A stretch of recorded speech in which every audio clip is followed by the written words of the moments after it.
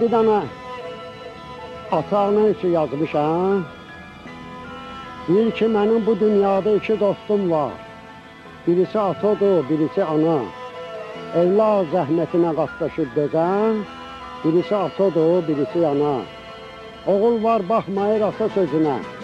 Sonra peşman olur, döyür gücünə. Yenə bed ayaqda düşən izinə. Birisi atadır, birisi ana.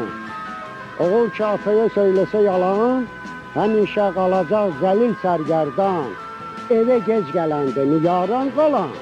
Birisi atadır, birisi ana. Atadır evladı əziyyət çəkən, evladın yolunda min zəhmət çəkən. Evlad puç çıxarsa xəcalət çəkən, birisi atadır, birisi ana. Evlad valideynə söyləsə bəli, onu sevəcəkdir bütün əl əkən dəhli. Min dostdan ayaq ol səni irəli, birisi atadır, birisi ana. Oğul gəl incimə bu nəsiyyətdən, uzaq ol şər işdən, hər cinayətdən, evladı qurtaran hər müsibətdən, birisi atadır, birisi ana. Ata-ana dedim etdi mahuzar, atasız dünyanın nə ləzzəti var. Bilal gedir görür o qoşa məzar, birisi atadır, birisi ana. Cəmi dünyadan gedən ata-anaları Allah rəhmət eləsin, ruhlarına salavat zikr eləyir.